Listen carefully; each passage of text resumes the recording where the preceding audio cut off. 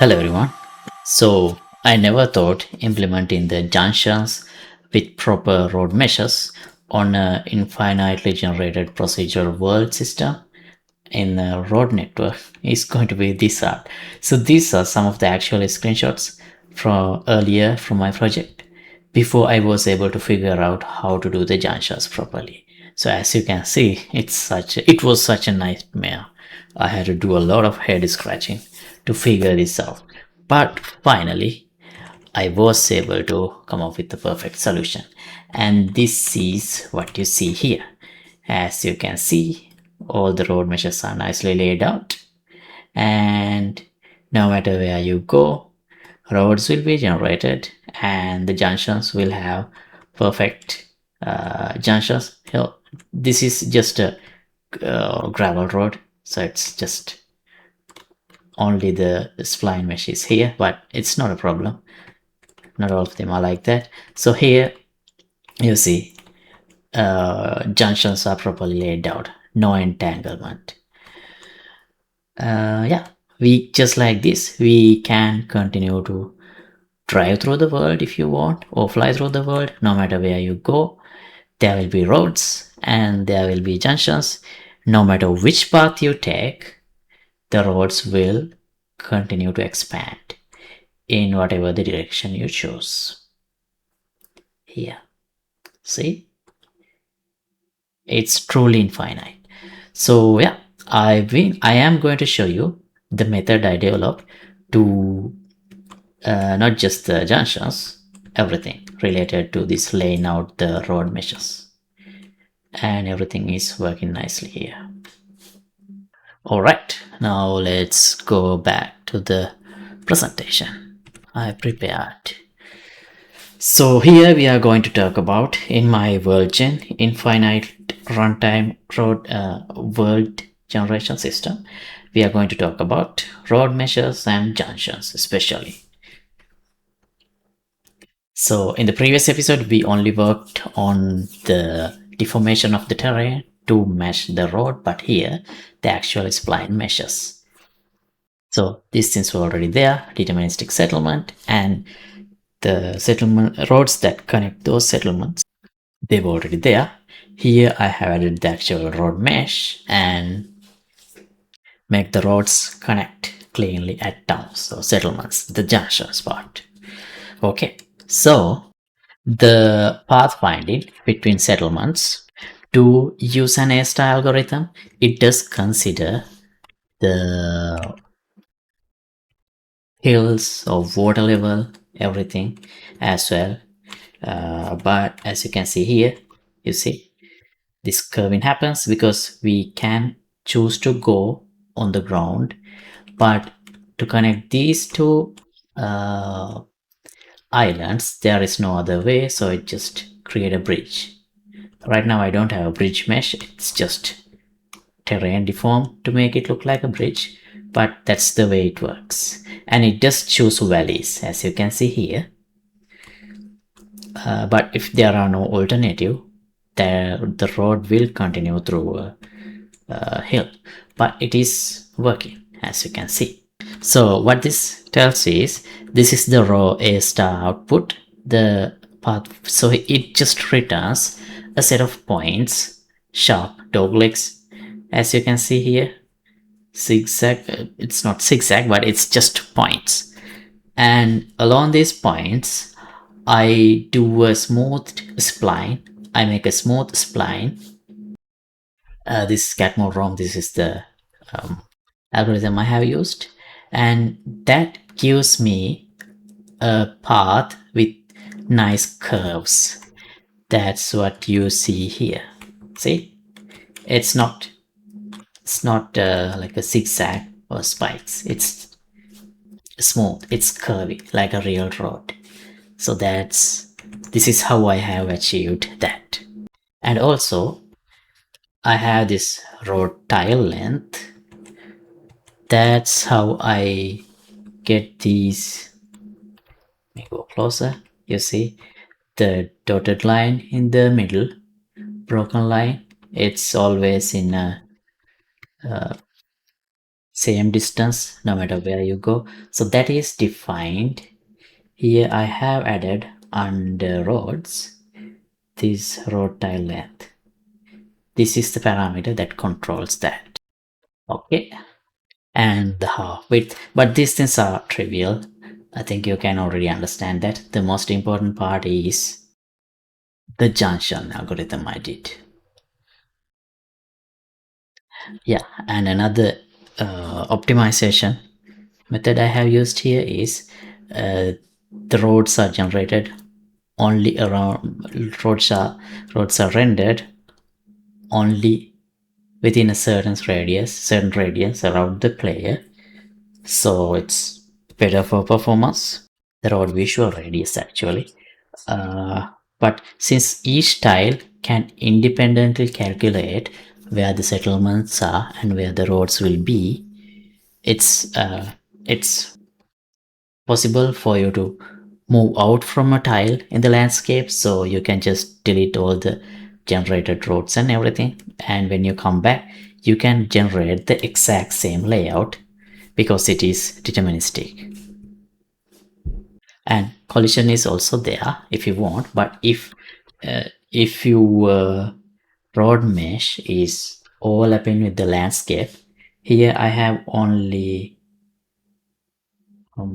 offset of 15 centimeters, so I don't really need collision for the road because it's already overlapping with the ground underneath. So if you can avoid collision, that's a plus for performance, better for performance. But if you need to have a elevated road, then of course still you can enable the collision, and you can independently control on how many tiles or like the radius where the collisions are generated for road. You can further optimize this using that method. Okay, what's next? Yeah, the junction problem. So this is where screenshots are better. So as you can see here earlier, this is one of the earlier um, screenshots I took. So here one road is coming from this direction and another road this direction and another one here. So as you can see, this road, can I draw here? Yeah, I can. Okay, this road, so this is the settlement location or the junction location, and this road is coming from here, but it's considering all this algorithm that I have and the spline points that I have generated. As you can see here, it just overshoot this way and make a sharp turn to come back to this settlement position. So that's why it's taking this crazy curve.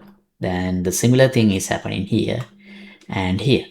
So even if I made them directly come to this point, still this will not be perfect. So I have developed an algorithm for this. So these are the stabbing. So means every road drives at the town center. They all hit the same point at different angles. That's the initial attempt I did. And when I do that, it overshoots. That's what happened in the screenshot I showed you. And it make hooks the path that loops around hills or and comes back. This happens in macro level and also micro level in the world. Right, now this is what I have done. So I have created this shape. Well, actually it's just a concept. I have this square around the junction, and it has these 4 points, and the roads can connect to only one of these points. And after these roads are docked, I can cross them nicely.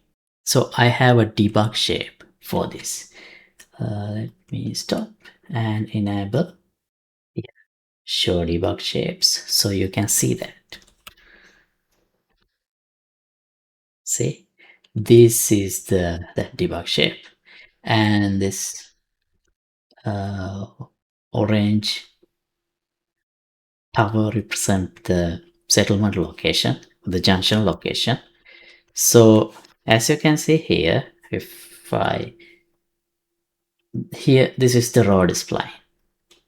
Okay, now this is actually 3 roads coming from, because there are the roads coming from, going from, starting from one settlement to another settlement. Even though it looks like a one continuous road, that's how roads are created in the system. So here, this road that coming from here is connecting to this point, and this one is connected to this point, and this one is connecting to this point. So all the sections that you see in the middle are manually created splines. I mean, by manually, it's all automated. It's not the part of this original spline that represent the road between two settlements. So the simple method I have done is this. The basic idea is, if there are two roads that on the opposite side, just create a spline mesh that connects those two spline points to match their oncoming angles. And that's what you see here. And if there are any other roads that is not the points that I have already connected, connect them to the edge of this already connected road, like this, in a perpendicular manner. So that's how this part is created. And if there is another road that is coming from here, that would be connecting from this side. So this part and this part are the junction meshes. That is also spline meshes. So that's the basic idea. Now the um, yeah, 2 roads, but it looks like one through road, one continuous road, not 2 stubs meeting at a point. And yeah, this is the same thing that I explained. So there are places, for example, a settlement like this that has only 2 roads connecting to that, but not on the opposite sides. Let's see if we can find a example for that. Yeah, here, but this is coming from opposite side, so that's easy. Let me go to the game view so we can fly around. The roads are generated. This is also simple. What about this one?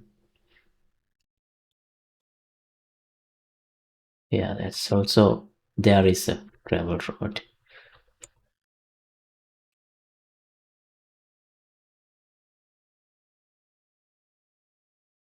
Oh, no, this is also not a corner. Yeah, here we have a good example. So now here in this settlement, or in this junction, you can see one road is coming from here and the other one is coming from here. So these are not on the opposite sides. In that case, we directly connect these 2 points with the single spline. But here you see it's not going through the center because it doesn't need to. So it just connect the 2 roads in the most ideal way. So that's what's happening here. Yeah, so that's pretty much it.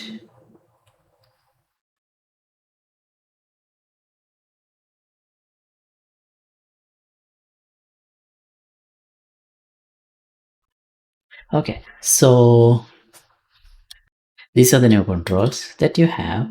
You have a road mesh material and the visual radius of the road, and junction size, junction branch overlapping, road tile length, collision, junction trim extra. So this is a parameter that you need when you have additional spline points within the close range of the junction. I don't think I have a proper example for that. and it's hard to reproduce that in this state of the project, but let me see if I can draw something to explain it. Okay, right. So this is the junction point. Oh, this is a settlement and this is another settlement. So initially the base A star algorithm path is calculated from the settlement to the from the settlement center to the next settlement center based on where the hills water is. The road might be something like this. So no, that's not a good example. Let me delete that. So let's say the junction radius that I have, junction box, is something like this. Let me pick a different color like this, and the calculated path comes, let's say, like this. So here, no, let's say like this. So here, let's say these are the spline points that I have. Okay. So what I do is I trim all the spline points definitely within this junction radius. And then from the last spline point, I connect the road to the closest or appropriate point on the junction box. Junction box means this one. So, but in this case, the ideal solution would be having a road like this. Okay, but since I am trimming only the points within this junction box, this will be considered by the algorithm as the ideal point to calculate the shortest path to the step point on the junction box. So to avoid that, I have this additional parameter, this one, junction trim extra. I didn't have a proper name. So in addition to this, I have this extra space that I have created. Let's say something like this, to eliminate any point that might be problematic for the calculation of the path. So when I do that, a point somewhere like this would be the point that I will be considering to calculate the path to the ideal stepping point of the junction. So the final path would be something like this, which is ideal. The reason that we can't determine which junction point, junction box point or stepping point that this road will be connecting to is because we can't use the general direction of the two settlements between two settlements, because even if we use that, it would say at this point, but depending on hills and everything, the road might be coming from somewhere like this. That's exactly what's happening in these cases. Not really, this is before junction box is introduced. So but yeah, things like that happens. Oh yeah, I do have example for that, I think. Let's see. Wait.